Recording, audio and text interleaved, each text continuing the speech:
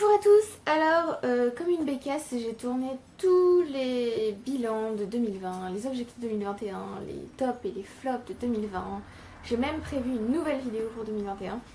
Et en fait, je vous avais pas tourné le bilan décembre 2020, donc je ne pouvais pas les mettre en ligne en fait. Voilà. Donc, j'ai décidé de vous tourner le bilan 2020. Donc j'ai décidé de vous tourner le bilan de décembre 2020 et de le monter et de le mettre en ligne avant toutes les autres vidéos que j'avais déjà tournées. Donc je vais pas vous dire que je vais tenter d'être rapide, je vais tenter mais je vais pas y arriver. Donc on va y aller tout de suite. Alors les livres que j'ai abandonnés déjà en décembre, on a How to Stop Worrying and Start Living de Dale Carnegie, je crois. Qui a été traduit en français, je vous mettrai le titre en français en description. J'ai commencé ce livre, j'ai bien aimé, j'ai appris beaucoup de choses, mais je ne l'ai jamais terminé et je n'ai pas envie pour l'instant de le terminer. Donc on va dire que pour l'instant je l'abandonne parce que j'ai pas envie de le reprendre. Donc voilà, au lieu de le laisser moisir dans ma desserte, je préfère soit le remettre dans la bibliothèque parce que je ne compte pas m'en séparer pour le moment vu que je ne l'ai pas fini et que je l'ai énormément annoté. Ou alors le donner si jamais j'en ressens le besoin. J'ai aussi abandonné We Were Restless Things de... Je me souviens plus le nom de l'autrice. Alors c'est une fantasy ya et je n'ai pas du tout accroché au style d'écriture, donc j'ai préféré l'abandonner rapidement parce que je m'attachais pas au personnage. La seule chose que j'aimais bien c'était le trope de la famille recomposée et de la maison, puisqu'il y avait une maison où ils vivaient tous. Mais ça n'était pas suffisant pour moi pour continuer à lire, donc j'ai préféré l'abandonner puisque ça fait depuis un moment que je l'ai commencé et que je n'arrive pas à ouvrir le livre, donc ça sert à rien. Et j'ai également abandonné Greek Mythology de Robert Garland, je crois, qui est donc logiquement un des livres que j'aurais dû aimer, puisque ça traite de mythologie et qu'en fait on va reprendre différents dieux et déesses et héros grecs. Et en fait ce sont eux qui parlent, c'est-à-dire qu'ils racontent leurs exploits ou leur vie en quelques pages. Et en fait j'ai pas non plus du tout aimé le ton. Je savais la plupart des aventures de ces dieux, déesses et héros, puisque j'ai quand même lu beaucoup de livres sur la mythologie. Et donc pour l'instant ça ne m'apportait rien de plus. Et en plus vraiment le ton, j'aimais pas ça du tout. J'avais l'impression qu'Artémis, parce que j'ai lu la partie sur Artémis, était mais tellement arrogante. C'est pas comme ça que je la vois personnellement. Et je sais pas, ça avait l'air aussi un peu confus parce que, par exemple, Artémis commençait à raconter quelque chose. Ah, et puis quelque chose lui venait, donc elle racontait autre chose. Ah, et puis elle revenait à l'histoire qu'elle avait pas terminée avant. Et du coup, je trouvais ça un petit peu confus, donc voilà. Donc j'ai pas apprécié, donc j'ai préféré l'abandonner. Je trouve que c'est mieux d'abandonner les livres plutôt que de les finir et ensuite de les détester ou de leur en vouloir parce qu'on les a détestés, parce qu'on s'est forcé à les finir. Donc voilà, je préfère les abandonner quand c'est comme ça. Là du coup on va passer au livre que j'ai terminé. Alors j'ai lu The Story of Life in 10.5 Species de Marianne Taylor, qui était Marianne Taylor. Paul Taylor comme il dit. N'aimerais pas du tout la façon dont je viens de prononcer le nom de famille, mais pardon Paul. Donc de Marianne Taylor, c'est une non-fiction sur la science. Alors c'est un livre qui m'a intriguée sur NetGalley puisque c'est un service presse que j'ai reçu. J'ai trouvé ça intriguant parce que l'idée de base c'est de raconter l'histoire de la vie, comme le dit le titre, hein, l'histoire de la vie en 10 espèces ennemies. Donc de raconter l'histoire de la vie à un extraterrestre ou à une espèce extraterrestre pour qu'ils comprennent en fait la vie sur Terre en 10 espèces ennemies. J'ai trouvé le concept hyper intéressant et donc je me suis dit je vais le demander et puis on verra si j'aime. Alors c'est malheureusement un livre que j'ai pas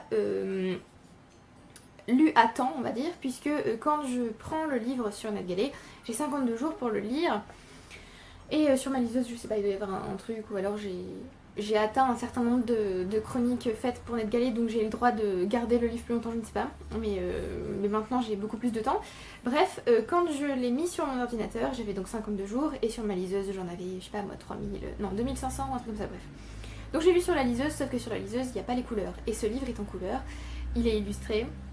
Et donc j'aurais vraiment préféré le lire sur mon logiciel de lecture, sur mon ordinateur plutôt que sur la liseuse. Ça aurait été beaucoup mieux puisque j'aurais eu les photos en couleur, j'aurais eu... Parce qu'en fait c'est un livre qui est, enfin visiblement, hein, vu ce que j'ai vu sur la liseuse, qui comment dire, Il y a des graphiques, comme je le dis, des illustrations, il y a aussi des petits dessins, des schémas, tout ça. Et j'imagine que tout ça était en couleur, donc ça devait apporter quelque chose en plus. Non pas que ça fasse toute la valeur du livre, mais je pense que ça apportait quelque chose. Donc pour ça, j'étais un petit peu déçue, j'aurais vraiment dû le lire avant. Pour autant, j'ai appris énormément de choses, alors tellement de choses que parfois c'était un petit peu lourd, puisqu'il y a du vocabulaire scientifique. Parfois, je vous avoue que je l'ai lu, j'étais pas très, pas très bien réveillée, ou pas très dans le truc, on va dire. Donc j'avais un petit peu de mal à suivre, j'avoue. Hein. Du coup, je pense que j'ai peut-être pas forcément tout compris. Hein. Il y a des termes qu'emploie l'autrice qui ne sont pas évidents, je trouve, à comprendre. Pour autant, parfois, à force de lire, peut-être, vous savez, au bout de 50 pages, je me dis, oh tiens, peut-être que j'ai enfin compris ce terme. Mais bref. Et j'ai trouvé que c'était en fait passionnant, puisque effectivement, elle explique l'histoire de la vie sur Terre grâce à 10 espèces. Et je me suis dit, mais quelles espèces elle va choisir? J'ai envie de voir un peu ce qu'elle va choisir. Et j'ai été surprise par certaines espèces, je m'attendais pas du tout. Bon, je vais pas vous le dire du coup si vous voulez le lire, parce que c'est quand même... En fait, le fait d'essayer de deviner l'espèce qui allait venir ensuite était un des jeux que je faisais en lisant ce livre, donc je vais pas vous gâcher la surprise si vous aimez faire ça aussi. Mais oui, j'ai été très surprise et j'ai aimé les explications, j'ai aimé comment c'était écrit, j'ai aimé qu'on touche au passé, au présent et au futur, puisqu'à un moment donné il y a quand même une petite partie, donc l'espèce de half, la demi-espèce dont parle l'autrice à la fin, c'est justement sur le futur du coup, et j'ai trouvé que c'était vraiment passionnant. Et comme je venais de lire Jurassic Park, c'est pour ça en fait que j'ai commencé ensuite ce livre, parce que j'avais déjà demandé en service presse, mais j'avais pas eu l'impulsion de le commencer. Après avoir fini Jurassic Park, du coup je me suis dit que ça pouvait être top de lire un livre sur l'histoire de la vie. J'ai aussi commencé un autre livre sur l'évolution, mais je ne l'ai pas encore fini. Donc voilà, j'étais à fond à évolution, à fond sur l'histoire de la vie, tout ça, et on parle justement un petit peu de dinosaures dans ce livre, donc c'était parfait. Est-ce que j'ai autre chose à vous dire sur ce livre? Je ne crois pas. J'ai fait une chronique complète sur Goodreads si vous voulez, je ne l'ai pas encore fait sur mon blog puisque j'ai un retard astronomique et je ne sais honnêtement pas si j'ai envie de le rattraper au point où on en est. Donc voilà, si vous avez envie, vous pouvez aller voir sur Goodreads, sinon il va falloir attendre qu'il soit traduit malheureusement. Ensuite, j'ai reçu un colis. C'est dans ces moments-là que je me dis si je faisais des vlogs ce serait merveilleux parce que vous pourriez ouvrir les colis avec moi, donc voilà. Donc j'ai reçu un colis, j'ai reçu Souffle de vie, donc blog tome 3 Souffle de vie, alors là on voit Pixel de vie parce que c'est l'édition collector, mais normalement c'est bien Souffle de vie. Alors bon là du coup c'est la couverture sans non collector on va dire, donc là voilà c'est le titre. Donc Souffle de vie, la troisième BD auto-éditée de Maliki, donc de Souillon qui est l'auteur de Maliki. Je l'ai aussitôt reçu et je l'ai aussitôt lu puisque j'étais en panne de lecture et c'était merveilleux, j'ai adoré, c'était formidable. Je ne sais pas quoi vous dire sur ce livre à part qu'il était merveilleux. Comme toutes les BD Maliki, on a de l'humour, on a de la tristesse, on a parfois des moments très sérieux, des moments où l'auteur veut nous faire réfléchir sur certains sujets. Puisque Maliki est écolo, elle fait tout son possible pour être une bonne humaine on va dire. On a aussi l'histoire de sa famille recomposée du coup puisque elle a accueilli Fang qu'on voit ici dans sa vie il y a très longtemps. Alors je vous ai aussi sorti les deux premiers tomes du coup si vous ne les aviez jamais vus, donc le tome 1 et le tome 2.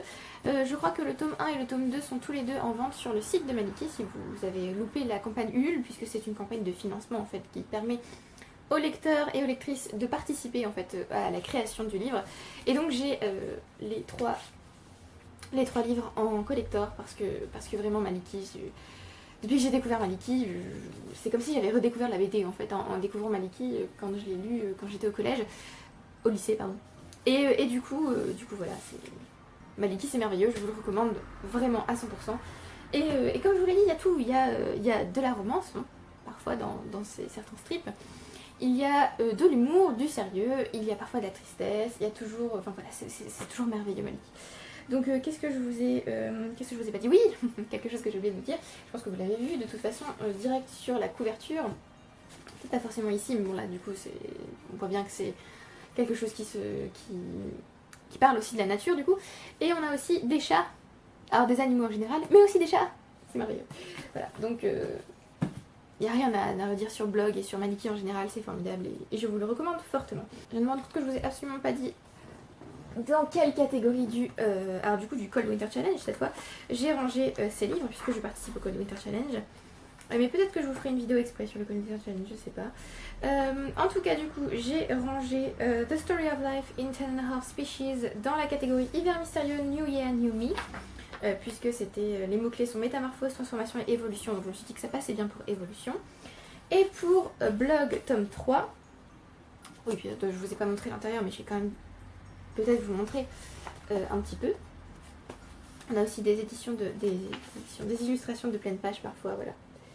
Donc j'aime beaucoup. Et donc Blog, je l'ai mis dans Au chaud devant la cheminée, donc c'est le menu bonus du Cold Winter Challenge. Au chaud devant la cheminée, chocolat chaud, et donc il fallait lire un livre qui nous fait du bien. Et moi typiquement, Maliki me fait du bien, donc je pourrais quasiment relire tout le temps ces livres et quand je me sens mal, je sais que j'ai toujours Maliki à portée de main, donc voilà. Le livre suivant que j'ai fini, c'est Kings of the Wild de Nicholas Ames, donc je vous en avais parlé dans la vidéo sur Try Chapter en science-fiction, fantasy, fantastique. J'avais commencé ce livre et il m'avait bien intriguée, mais j'avais décidé de continuer Jurassic Park. Et du coup, en décembre, je me suis dit, je vais aussi continuer Kings of the Wild, puisque j'avais quand même été... oui, je m'étais dit, oh, ça a l'air pas mal quand même. Alors c'est le premier tome d'une série, je ne sais pas combien de tomes il y aura d'ailleurs, il y a déjà le tome 2 qui est sorti, mais je ne sais pas combien de tomes va compter la série au final. Alors on va suivre une bande, alors déjà non. Comment expliquer sans rien dire. On va d'abord suivre Clay Cooper, qui faisait partie d'une bande de mercenaires qui s'appelait Saga, et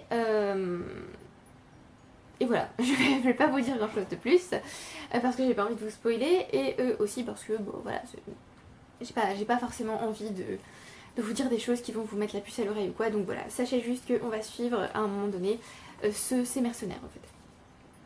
J'ai adoré les personnages, déjà j'ai trouvé qu'ils étaient très vivants en fait sur la page, j'ai trouvé qu'ils étaient complexes et j'ai aimé les suivre.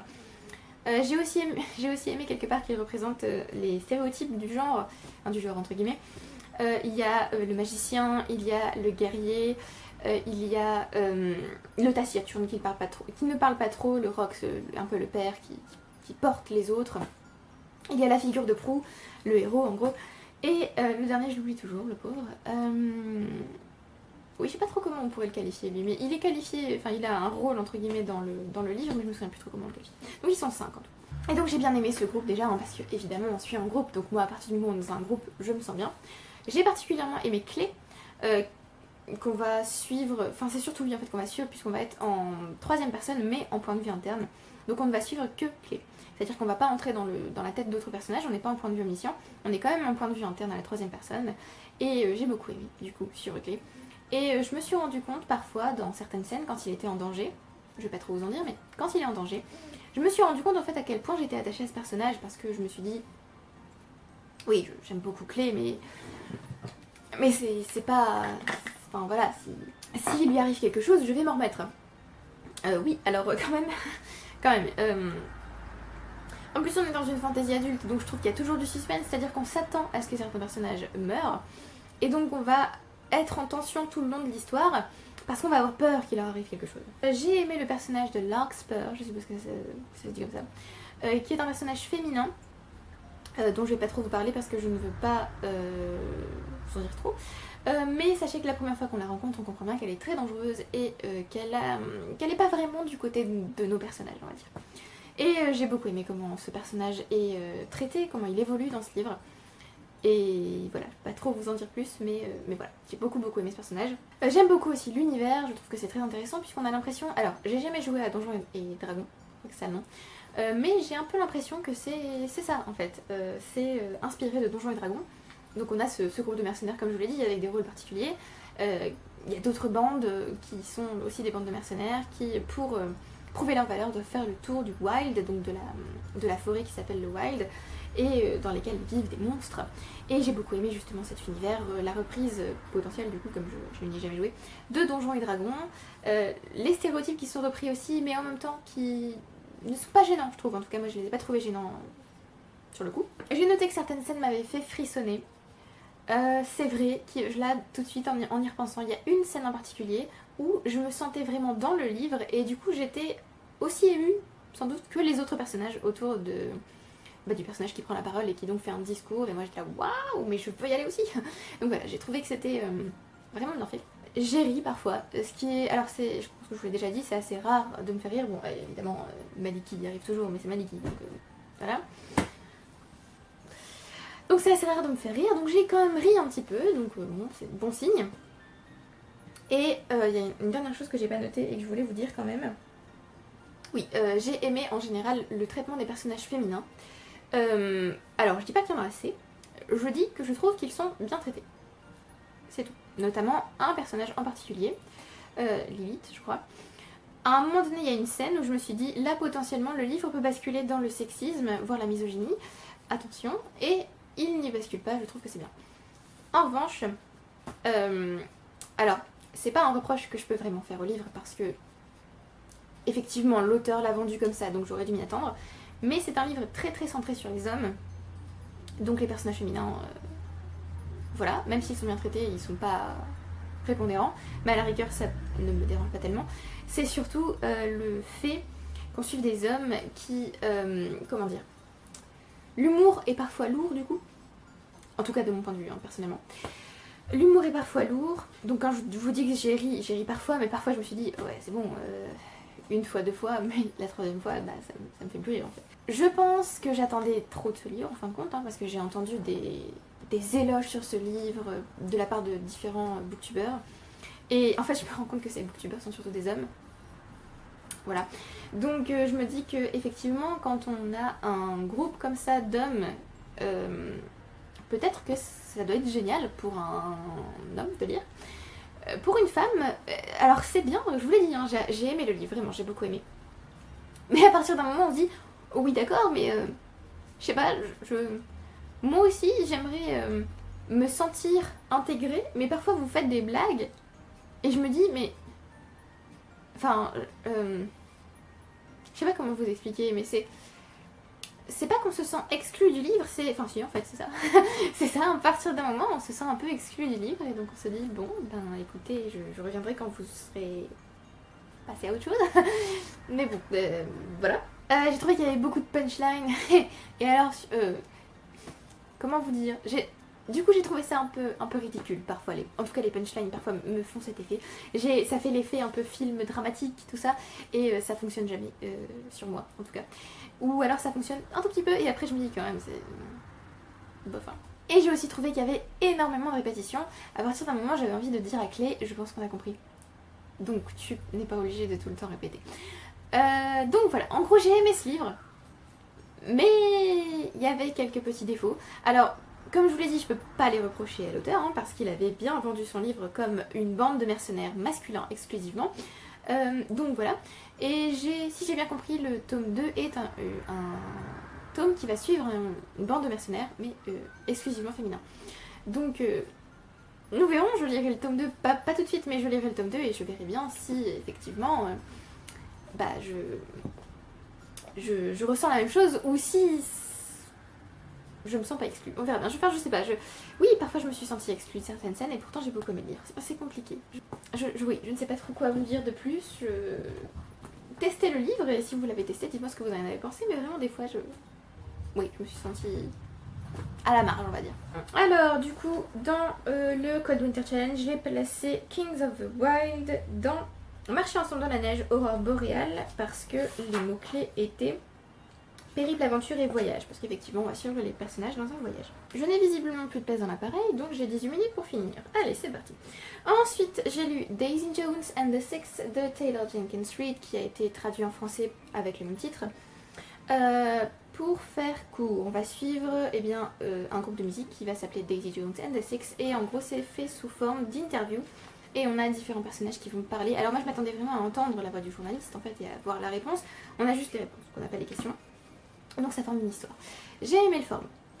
J'ai aimé qu'on soit dans un groupe parce que d'habitude les groupes c'est mon truc. J'ai adoré qu'on suive aussi un groupe de musique parce que je sais pas si je vous en ai parlé, mais je me suis remise à la musique intensivement en 2020 et donc j'avais très envie de voir un livre dans lequel la musique est importante.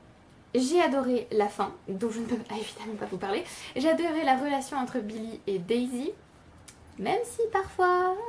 J'ai également adoré la relation entre Billy et Camilla. Alors quand je dis relation, ça veut pas dire relation amoureuse, ça veut dire relation de couple en fait. J'ai aimé leur dynamique et leur relation. J'ai aimé les réflexions apportées par ce livre, notamment sur les femmes, puisqu'on a différents types de femmes. Alors toutes sont...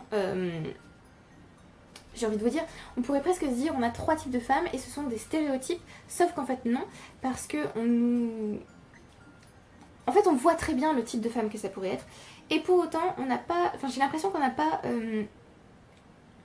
que ça se transforme pas en cliché, je sais pas si je suis très claire, mais j'ai aimé en fait que toutes ces femmes soient différentes et qu'elles ne soient pas jugées pour ce qu'elles font. Alors elles savent qu'elles sont jugées par la société ou par d'autres membres du groupe ou par les gens qui les croisent en général, mais on sent qu'elles ne sont pas jugées dans le texte. Je sais pas si je suis très claire. Leur mode de vie n'est pas dénoncé, on ne dit pas oh t'as vu elle fait ci, elle fait ça, elle est comme ci, elle est comme ça, et j'ai adoré ça. Voilà, j'ai adoré qu'on voit ces différents types de femmes, leur évolution, comment elles sont vues et comment elles se voient, et j'ai beaucoup aimé ça. Et j'ai aussi aimé qu'on aborde la question des enfants, puisque certaines femmes en veulent, certaines femmes n'en veulent pas, et j'ai aimé que ce soit abordé de cette façon-là. J'ai trouvé que c'était très bien fait. Après parlons du négatif. J'ai beaucoup aimé ce livre, vraiment j'ai beaucoup aimé ce livre, mais j'ai trouvé qu'il y avait certaines choses qui ne me convenaient pas. Par exemple, il y a énormément, alors ce qu'on appelle angst, les crises existentielles, le drama. Il y a énormément de ça dans ce livre et je pense que c'était pas le moment pour moi quand je l'ai lu. J'avais pas besoin de drama en fait. Donc voilà, j'étais un peu sortie de... Pas vraiment sortie, enfin si en fait, un peu mise à distance, un peu sortie de l'histoire par tout ce drama. Je m'attendais pas du tout à ce qu'il y ait une romance dans ce livre. Je sais pas pourquoi, j'aurais dû m'y attendre, mais je m'y attendais pas du tout. Donc sur le coup ça m'a déçue, même si par la suite j'ai quand même apprécié la romance. Le format, que je vous ai dit beaucoup aimé, est aussi un de mes points négatifs, même si je l'ai beaucoup aimé, parce que du coup ces interviews ressemblent énormément aux interviews qu'on trouve dans les magazines par les journalistes avec les musiciens. Et j'ai trouvé qu'on retrouvait tous les stéréotypes de ce genre d'interview, du genre tout le monde est beau, tout le monde est... Alors, tout le monde est beau, non pas vraiment. Elle est unique, elle a quelque chose de... Voilà, cette espèce de... Oh, comment vous dire? Cette espèce de... d'aura qu'ont certaines personnes. Alors je suis d'accord, hein, effectivement, mais je sais pas, c'est exacerbé par certains personnages. Et alors j'ai pas aimé le début du format interview, mais par la suite j'ai préféré, puisqu'en fait on se rend compte que cette aura de certains personnages est en fait pas détruite, mais un peu par leur réponse à eux, puisqu'on se rend compte de ce qu'ils vivent au moment où ils sont ces personnages avec des auras formidables, et donc on se rend compte de la réalité comparée à l'apparence des choses, et ça j'ai bien aimé. J'ai aussi eu énormément de mal avec l'usage massif de drogue dans ce livre. Alors j'ai bien compris hein, que c'était pas l'apologie de la drogue, hein, que l'autrice nous montre bien que ça détruit des vies la drogue dans ce livre, et l'alcool aussi d'ailleurs, puisqu'il y a un personnage alcoolique, mais je n'aime toujours pas ce trope. Donc j'ai eu un petit peu de mal. Mais revenons quand même 30 secondes à ce format. J'ai trouvé que c'était... Enfin parfois quand je lisais certaines répliques, certaines réponses, je sentais mes yeux se lever au ciel parce que c'était tellement... Enfin c'était presque agaçant en fait de les lire, tellement on a l'impression qu'ils sont dans un autre monde, et enfin voilà. J'ai repensé à Kayla de la chaîne Books and Lala, qui déteste lire des livres qui impliquent des célébrités ou des rockstars ou quoi. Des fictions il me semble, je sais pas si elle lit des non-fictions comme ça, mais des fictions en tout cas elle déteste ça. Et je la comprends en fait parce que peut-être que c'est juste trop et c'est pas... Enfin je sais pas. J'ai été gênée à un moment donné par ça, donc je préfère vous le dire. Et je n'ai toujours pas fait de chronique sur le blog, mais j'ai une chronique sur Goodreads, donc vous pouvez y aller si ça vous intéresse. Je ne fais pas m'apesantir davantage, mais effectivement j'ai énormément de choses à dire sur ce livre. Et voilà, je ne vais pas en parler plus longtemps, sinon je n'aurais jamais fini la vidéo. Alors Daisy Jones and the Six, je l'ai mis dans Marcher ensemble dans la neige, Carol of the Bells, pour lire un roman choral, donc avec des points de vue différents personnages qui prennent la parole, ou plusieurs personnages qui vont partager une expérience commune, puisque clairement là c'est un partage d'expérience commune, puisque c'est le montage du groupe, enfin le montage, la naissance du groupe et sa mort, en gros, sa délitement. Ensuite j'ai lu Break Your Glass Slippers d'Amanda Lovelace, que j'ai lu sur Scribd. Donc c'est un recueil de poèmes d'une nouvelle collection du coup d'Amanda Lovelace qui s'appelle You Are Your Own Fairy Tale, je crois. Donc c'est une réécriture de contes. Alors il me semble qu'ici c'était Cendrillon. Oui, c'était Cendrillon. Une réécriture de Cendrillon, donc j'ai trouvé que c'était très bien. Enfin j'adore en fait les recueils de nouvelles d'Amanda Lovelace. C'est féministe, ça traite d'acceptation de soi, ça réécrit des contes, donc certains poèmes me touchent particulièrement, certains vers me touchent particulièrement. J'aime beaucoup, j'aime beaucoup. Je sais que certains n'aiment pas parce que ça fait poésie Instagram, mais moi j'aime beaucoup, en tout cas Amanda Lovelace, hein. J'ai pas encore testé d'autres autrices, d'autres poétesses, mais ça j'adore. Donc il y a acceptation de soi, le fait de s'aimer soi-même, de s'accepter soi-même, j'ai beaucoup aimé. C'est assez frappant et j'ai trouvé, alors j'ai noté que la deuxième partie était meilleure que la première, parce que je pense que la première c'est la reprise du conte lui-même, et ensuite la deuxième c'est un peu son changement en fait, sa réécriture, donc ça j'ai beaucoup aimé. Et j'ai aussi ajouté que c'était jamais misandre, parce que effectivement la misandrie c'est le fait de haïr les hommes, et être féministe ce n'est pas être misandre. Et donc j'ai aimé qu'on ne tombe jamais dans la misandrie comme d'habitude avec Amanda Lovelace de toute façon. Donc son recueil n'est pas encore traduit mais il se trouve sur Scribd. J'ai placé Break Your Glass Slippers dans Hiver mystérieux, Reine des neiges, puisque les mots-clés étaient femme de pouvoir, féminisme et sorcière. Et j'ai ensuite lu la suite de Break Your Glass Slippers parce que j'ai lu ce premier tome exprès pour lire le tome 2 que j'avais reçu en service presse. C'est Shine Your Icy Crown d'Amanda Lovelace aussi du coup, qui sort en 2021, alors je crois qu'il sortait en janvier, donc là il doit être sorti. Ou il va sortir bientôt, je crois que c'était vers le 20. Donc aussi un recueil de poèmes, et là j'ai préféré encore par rapport à Break Your Glass Slippers, puisque là ce n'est pas une réécriture de conte, c'est une création de conte, c'est-à-dire qu'on crée complètement un conte. C'est encore féministe, c'est encore sur l'acceptation de soi, c'est encore plus inspirant et encore plus motivant je trouve que le tome précédent. C'est plus dans l'empowerment, c'est-à-dire donner du pouvoir à d'autres femmes, et aussi prendre le pouvoir pour soi, ça j'ai beaucoup aimé. Il y a aussi la solidarité féminine qui je trouve se trouve en fait toujours chez Amanda Lovelace, puisque là on a deux sœurs et leurs relations ne sont pas du tout comme par exemple les sœurs dans Cendrillon qui détestent leur demi-sœur leur demi-sœur et qui veulent lui rendre la vie impossible. Là ce sont deux sœurs qui s'aiment et qui se soutiennent, et j'ai trouvé ça très beau et assez rare en fin de compte parfois dans la littérature, donc voilà, j'ai aimé ça. Comme d'habitude j'ai aimé l'écriture, et je crois que je ne l'ai pas dit, non, j'ai beaucoup aimé les illustrations aussi, puisqu'on a en fait des illustrations qui posent entre chaque partie, il me semble que c'est entre chaque partie, et j'ai beaucoup aimé parce qu'elles étaient très belles, puisque là j'ai pu enfin les voir sur mon logiciel de lecture. Et oui, du coup j'ai préféré ce tome au tome précédent. J'ai trouvé qu'il était très très beau, et je continuerai à lire Amanda Lovelace. D'ailleurs il me reste un seul livre d'elle, alors un seul livre, non il me reste 3, mais il me reste un seul livre dans sa série Women Are Some Kind of Magic. Il me reste The Princess Saves Herself in This One, que je n'ai toujours pas lu. Donc je vous recommande beaucoup Amanda Lovelace. Si vous n'avez jamais tenté la poésie moderne et contemporaine plutôt, je vous recommande Amanda Lovelace.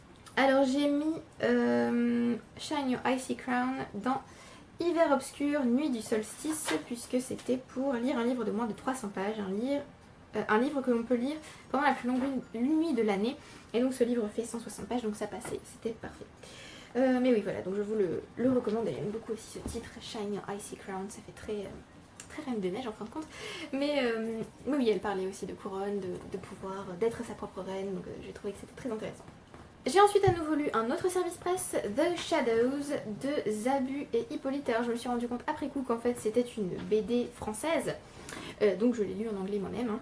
Et je m'étais pas du tout rendu compte du sujet en fait qui était traité par cette BD, puisqu'en fait on va traiter plutôt de l'immigration et du sort des réfugiés.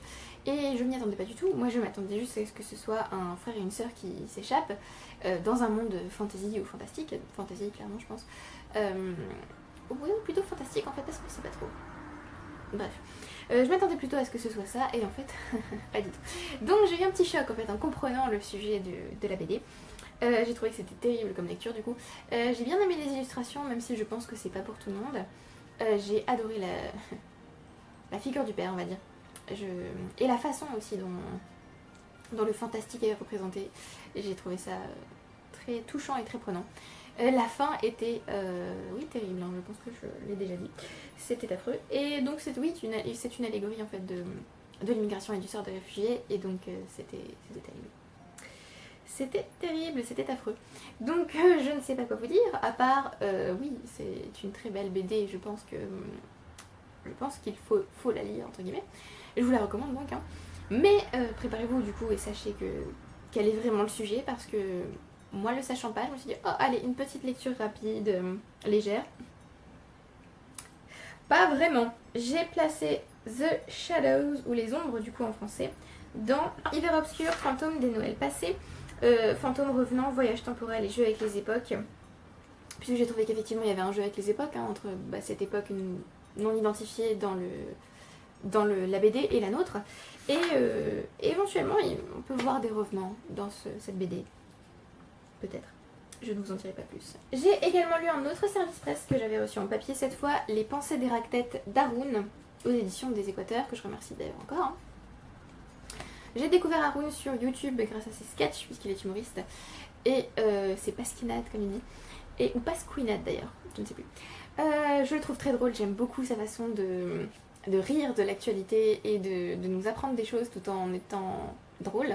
Alors parfois c'est sérieux, parfois c'est drôle, ou alors c'est sérieux et il redevient drôle après. J'aime beaucoup sa façon de faire. Et j'ai appris récemment qu'il avait sorti un livre du coup. Un livre où il invente un philosophe grec. Un philosophe grec donc qui n'existe pas. Et j'ai trouvé que c'était génial, puisque donc ce sont les pensées de ce philosophe grec qui n'existe pas. Et alors exactement comme les Pasquinades ou Pasquinades, je suis désolée, d'Haroun, ce livre va être drôle. Donc il va vous faire rire, j'ai ri souvent. Il va aussi vous faire réfléchir, j'ai annoté d'ailleurs le livre, hein, j'ai annoté un peu partout. Il y a des moments où vous allez complètement voir les choses différemment grâce à lui, puisqu'il va vous prendre une idée commune et la tordre, et vous la rendre tordue. Et là vous allez vous dire, ah bah oui, j'avais jamais vu les choses comme ça, tiens, c'est à la fois drôle et à la fois un peu triste, parce que parfois aussi, comme je vous dis, il parle de choses sérieuses, et donc parfois voilà... Alors je vais vous lire peut-être quelques petits extraits rapidement. Il m'arrive souvent d'essayer de convaincre les autres d'avoir la vie que je voudrais avoir. C'est vrai, ça m'arrive aussi. Si un mot a un vrai synonyme, à quoi sert ce mot? Effectivement. Aujourd'hui, on peut être coupable d'avoir été accusé. Et j'ai écrit en dessous, ça a toujours été le cas. L'humanité prend un peu trop de place sur Terre, il faudrait mourir un peu plus. Pour le crabe, je marche de travers. Donc c'est par exemple un exemple de changement de point de vue qui arrive souvent dans son livre. Donc voilà, j'ai adoré ce livre, je vous le recommande. Est-ce que j'ai autre chose à vous dire dessus? Oui, voilà, c'est ce que j'ai essayé de vous dire. C'est assez paradoxal et ça secoue le lecteur. Et c'est aussi très intelligent comme tous les sketchs d'Haroun. Voilà. Donc je vous le recommande, si vous ne le connaissiez pas, allez voir au moins quelques-unes de ses vidéos sur YouTube. Vous verrez si son humour vous convient ou pas. Et donc si le livre peut vous convenir aussi. J'ai placé Les Pensées d'Héractète dans Nuit du solstice comme Shine Your Icy Crown, puisque ce livre fait moins de 300 pages aussi. Bon, ça me stressait de ne pas avoir assez de temps, donc j'ai effacé quelques vidéos de l'appareil pour pouvoir vous parler un peu plus longtemps. Vous êtes joie, n'est-ce pas? Après avoir lu Les Pensées d'Héractète, du coup, que j'ai adoré, j'ai lu Alana et l'enfant vampire de Cordelia, qui est un des sélectionnés du PLIB 2021. J'avais pas très envie de le lire, mais je me suis dit, bon, c'est un jeunesse, il est court. J'ai un peu de mal à lire de la fiction, des romans ou quoi, donc je vais tenter de lire ça. Alors, je l'ai lu, donc hein, je l'ai lu en entier, et alors j'ai bien aimé qu'on reprenne le vampire du coup, hein. J'ai bien aimé l'univers, j'ai aimé les sujets traités on va dire, puisqu'on va traiter de genre, de handicap, de différences physiques, de différences tout court, et j'ai trouvé que c'était génial et très important. Puisqu'on va suivre une petite qui s'appelle Alana, qui est médiatrice et qui un jour se demande si dans sa classe il n'y a pas un vampire. Voilà. Et j'ai trouvé que c'était très bien, que c'était très bien fait aussi. Mais, parce qu'il y a un mais, j'ai un peu mal avec le ton exagéré entre guillemets, faut comprendre de la littérature jeunesse parfois. Et donc là j'ai trouvé que c'était un petit peu le cas, j'ai trouvé qu'il y avait un peu un ton exagéré.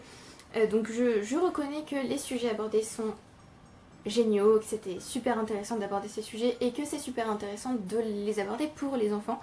Mais je pense que je ne voterai pas pour ce livre pour les finalistes et voilà. Donc j'ai passé un bon moment, mais ce n'est pas non plus un livre qui va rester avec moi tout le temps parce que je ne suis pas en fait le public visé tout simplement. Donc j'ai mis Alana et l'enfant vampire dans Au chaud devant la cheminée, grands enfants, puisqu'il fallait lire un livre jeunesse et voilà, je lis très peu de jeunesse donc je me suis dit que j'arriverais jamais à réussir cette catégorie et en fait si, grâce à Alana, donc voilà.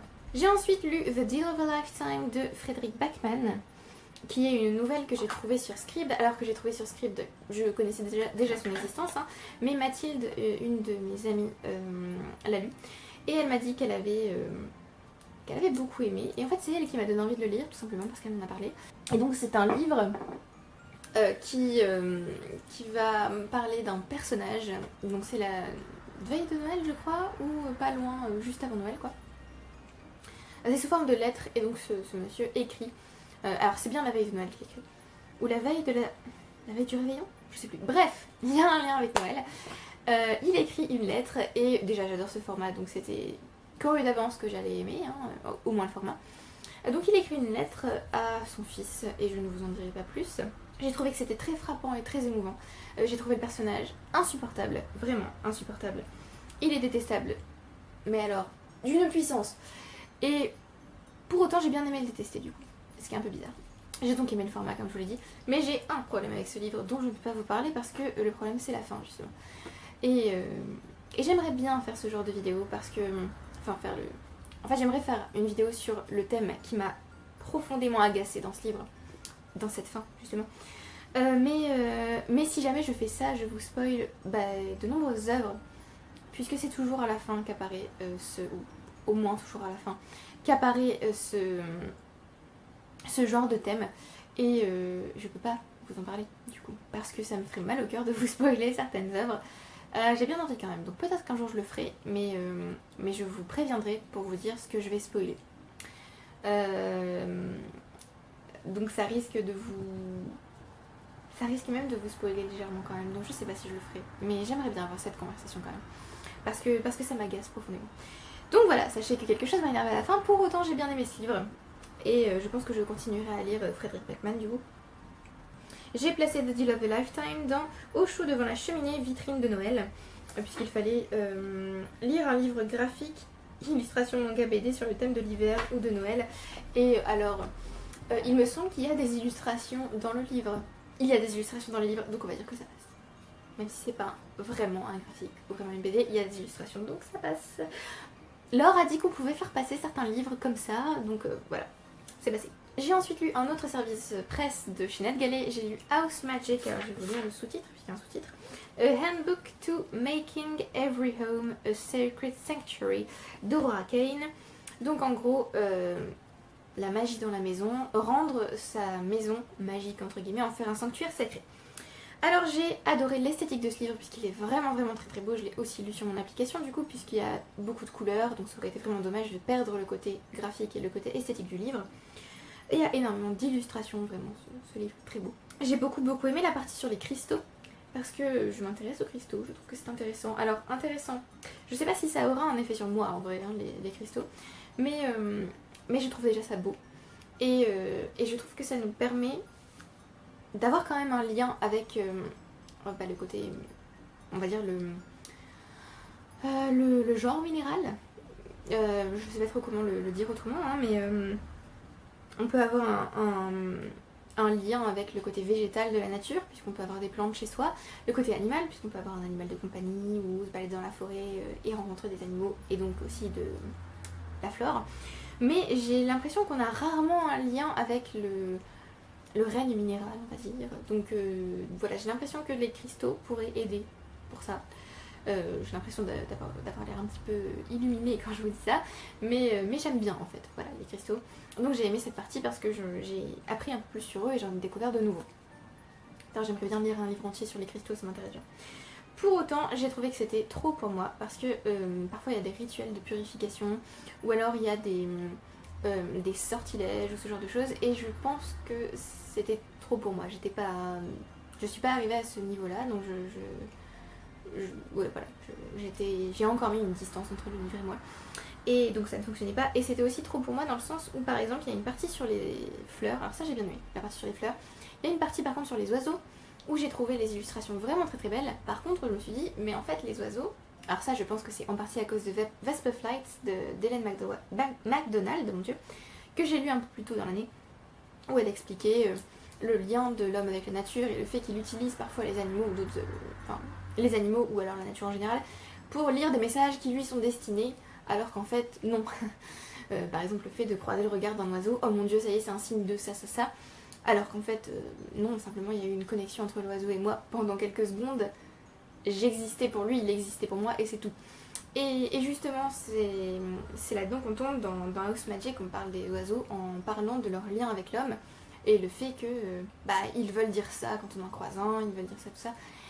Et ça m'a beaucoup gênée. À cause donc de ma lecture de Vesper Flight.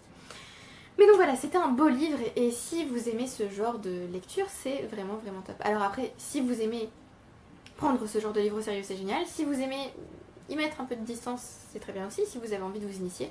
Moi du coup, je m'attendais pas vraiment à ça, je vous avoue. Mais voilà, donc c'était une bonne lecture, mais pas tout à fait pour moi. Voilà. Et j'ai placé House Magic dans Marcher ensemble dans la neige, les reines du Père Noël. Puisque c'était les mots-clés étaient animaux, nature et écologie, puisque je vous dis on parle d'animaux et on parle aussi, il me semble, d'écologie et évidemment de nature. Il nous reste 4 livres, nous allons y arriver, j'en suis sûre. Oui.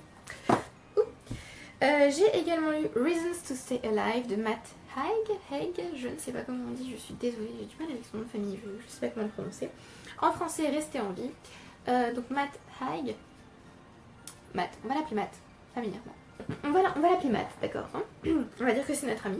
Donc Matt souffre de dépression et d'anxiété et donc il a écrit ce livre pour partager en fait son expérience. Donc c'est, on va dire en partie un mémoire, des mémoires plutôt, et en partie un essai. Alors, je sais pas trop si on peut parler d'essai, mais plus peut-être des conseils ou comment ça a marché pour lui ou ce que lui a fait ou ce genre de choses. J'ai trouvé que c'était génial, tout simplement, hein, parce que j'aime beaucoup lire des livres sur la maladie mentale, tout ça, particulièrement sur la dépression et l'anxiété. Et j'ai trouvé que c'était très intéressant. J'avais jamais lu de livre comme ça, à part It's Not Okay to Feel Blue, qui regroupe plusieurs maladies mentales différentes, pas seulement la dépression et l'anxiété. C'est un livre très très très personnel, à la fois pour moi et pour l'auteur du coup. Alors c'est une lecture très personnelle et une écriture très personnelle. J'ai trouvé qu'il était honnête dans ce qu'il disait. Oh, ça se sentait, j'ai l'impression, dans ce qu'il disait. J'ai aimé le format qu'il a utilisé, puisque parfois alors en fait, comment dire, il y a certains chapitres où c'est linéaire, c'est-à-dire que par exemple il parle, là c'est la première fois que j'ai eu une crise de panique, ça a duré tant de temps, j'ai compris que je faisais une dépression, ou alors je suis allée voir un psy, attention il parle aussi de suicide, donc je vous le dis, pour ceux que ça peut gêner. Il y a un moment où il parle de suicide. Donc voilà, donc il y a une partie on va dire linéaire et entre ces chapitres où on va suivre donc de manière chronologique son histoire, il y a des chapitres à part on va dire où il va donner des conseils ou alors où il va donner les symptômes de la dépression ou de l'anxiété ou alors il va donner ce qui le rend heureux, des raisons de rester en vie, c'est le titre en anglais hein. Il y a aussi une partie justement qui s'appelle Reasons to Stay Alive où il explique qu'il a demandé aux gens sur Twitter de lui donner leur raison de rester en vie. Donc j'ai trouvé que c'était intéressant de voir les différentes personnes. Alors le nombre de gens qui parlent de leur palle ou de leur livre, c'était juste impressionnant. Moi j'étais là genre ok. Donc voilà, c'était... Enfin en fait on se sent proche de ces gens hein, à partir d'un moment, même de lui d'ailleurs. J'ai adoré comment il compare les maladies physiques et les maladies mentales, puisque maintenant je le fais tout le temps. Quand il explique que quand on a mal à la jambe, on dit pas... Enfin, quand une... On va y arriver. Quand quelqu'un a une jambe cassée, on lui dit pas que ça va aller. Quand quelqu'un a l'esprit cassé, entre guillemets, quand il a une maladie mentale, donc, on lui dit que ça va aller. Donc on ne traite pas les maladies mentales comme les maladies physiques. Et il trouve que c'est bien dommage parce que les maladies mentales... je crois qu'elles tuent énormément. Je crois qu'il y a une partie exprès sur ça justement. Le taux de mortalité des personnes atteintes de maladies mentales. Très gai, très gai. Mais vraiment c'était un super livre, je vous le recommande vraiment. Que vous soyez atteint de maladie mentale ou pas d'ailleurs. Parce que ça permet aussi de mieux comprendre les autres autour de soi. C'est aussi assez émouvant et parfois terrifiant, hein, comme je vous l'ai dit, rien que la partie sur les personnes qui meurent de maladie mentale ou les parties où il parle de sa dépression, où il parle de ce qu'il ressentait, c'était terrible. Le moment où il parle de sa toute première crise de panique, voilà, c'était pas très gai, autant vous dire. Hein. Et j'ai adoré, mais alors adoré qu'il fasse des références alors littéraires. Il me semble qu'il y a aussi des références cinématographiques, mais j'ai un doute. En tout cas, il y a des références littéraires tout le long du livre et ça j'ai adoré. J'ai senti en fait chez lui et chez les autres, ceux dont je vous ai parlé, qui parlaient de leur palle et et de leurs livres, j'ai senti qu'il y avait vraiment... certains se raccrochent complètement à la littérature dans ces moments-là et je trouve ça à la fois terrible parce que ça veut dire qu'ils sont... comment dire, très mal, et en même temps beau, étrangement, parce que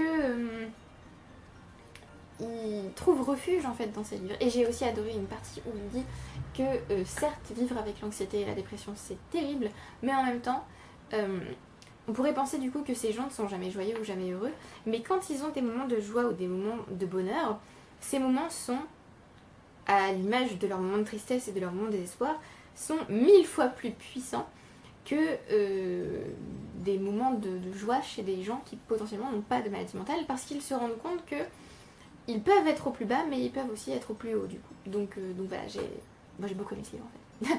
J'ai pas mis que c'était un coup de cœur parce que sur le coup quand je l'ai fini j'ai eu un petit peu... je me suis dit wow ok, mais en fin de compte si, et je pense que je m'achèterai un exemplaire papier du coup, pour la noter évidemment.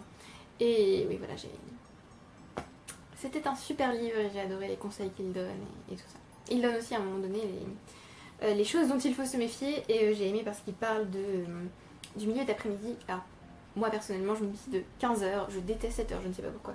Mais 15h vraiment, c'est l'heure où... non. Donc voilà, il donne tout ça et je trouve que c'était vraiment très bien. Je me suis beaucoup appesantie sur ce livre, je ne vais plus avoir de temps, aïe aïe. Donc Reasons to Stay Alive, je l'ai mis dans Fantôme des Noëls passés, donc hiver obscur, hein. Fantôme revenant, voyage temporel et jeu avec les époques, puisque lui aussi donc joue avec les époques, avec le moment où, comme je vous l'ai dit, chronologique, et ensuite des moments où on est extrait de la timeline, on va dire. Bon, je pense que les deux suivants vont être un peu rapides. J'ai fini Poema del Conte Rondo et Romancero Gitano de Federico García Lorca. J'essaie de garder l'accent espagnol quand je parle espagnol, mais c'est très dur. Donc c'est mon tout premier livre fini en espagnol, c'est un recueil de poèmes. Je ne sais pas pourquoi j'ai choisi un recueil de poèmes pour mon tout premier livre en espagnol, c'était pas la meilleure idée. Alors le recueil de poèmes commence en fait ici. Voilà, donc on a tout ça de dossiers que j'ai pas lu du coup, hein. J'ai préféré direct sauter dans le recueil de poèmes. J'ai beaucoup aimé certains poèmes qui étaient très beaux. Et alors, énorme coïncidence qui je trouve est hallucinante. J'ai commencé à regarder La Casa de Papel, qui m'a donné envie de lire en espagnol. Je n'avais que ce livre sous la main, donc je l'ai lu. Et je me suis rendu compte dans la saison 2, le dernier épisode ou l'avant-dernier épisode, il y a un poème de Lorca qui se trouve dans ce recueil, qui est chanté par les personnages. Et j'étais... Ok, bah écoutez, d'accord. Donc voilà, ça m'a un peu impressionnée, une coïncidence pareille. Donc j'ai beaucoup apprécié ma lecture, mais je suis persuadée, et même sûre et certaine, hein, que je n'ai pas tout compris.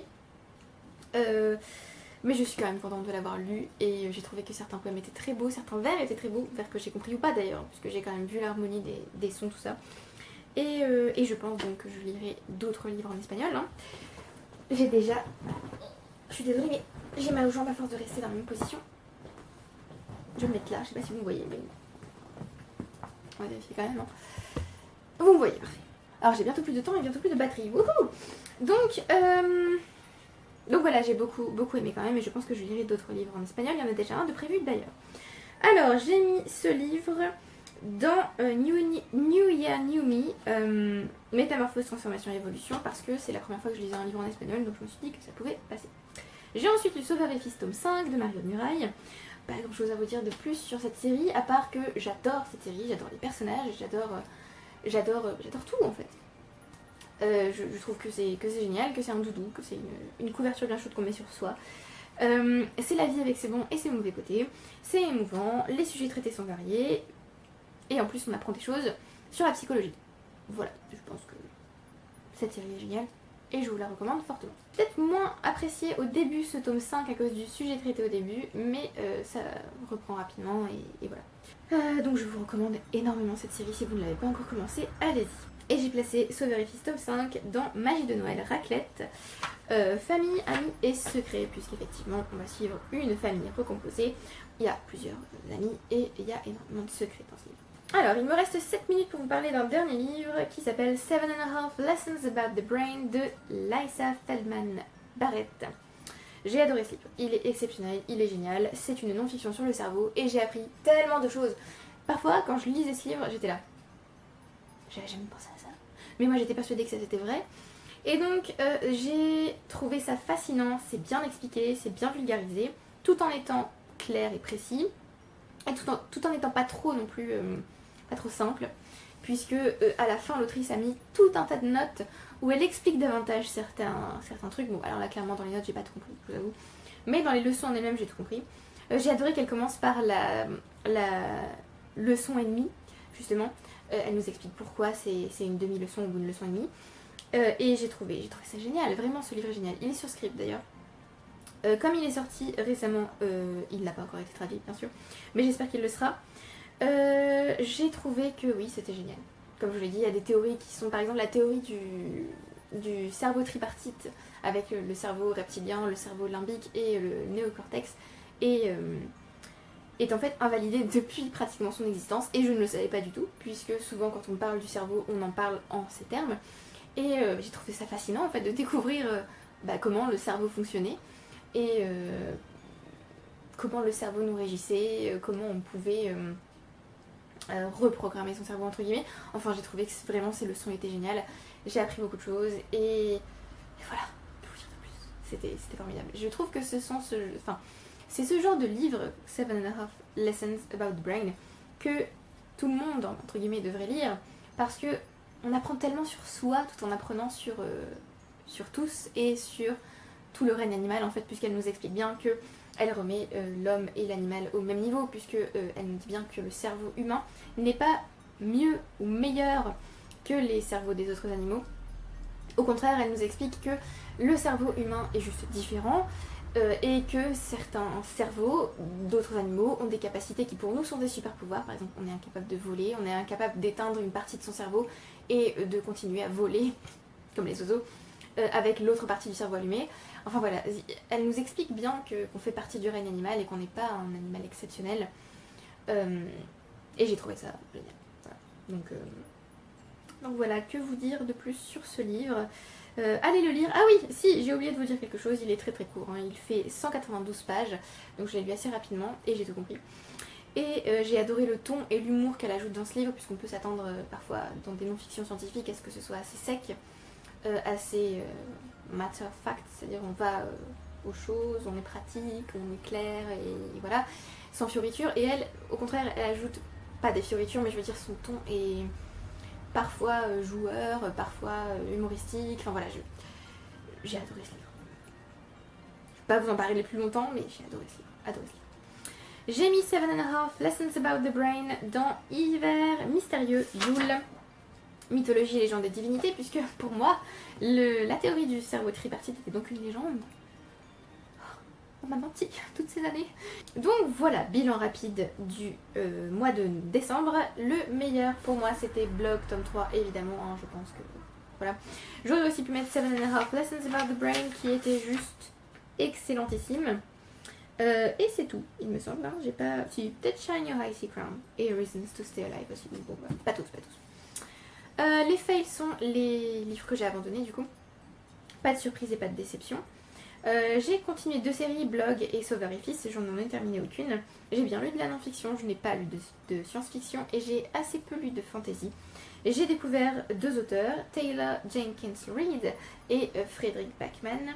Et j'ai lu 2 auteurs de la liste, Maliki et Amanda Lovelace. Voilà. Donc maintenant que j'ai fait ce bilan de décembre 2020 est terminé, je vais donc pouvoir ensuite vous mettre le bilan statistique de 2020. Voilà, 2020 est fini et je vous souhaite une bonne année 2021. J'espère qu'elle sera pleine de belles lectures, pleine de belles découvertes, pleine de beaux échanges et pleine de joie. Voilà. Merci beaucoup d'avoir regardé la vidéo jusqu'au bout. Merci à ceux qui aiment, qui commentent et qui s'abonnent. N'hésitez pas à me dire ce que vous avez lu en décembre, ce que vous avez aimé, ce que vous avez moins aimé. Et je vous retrouve bientôt pour une prochaine vidéo. Bye!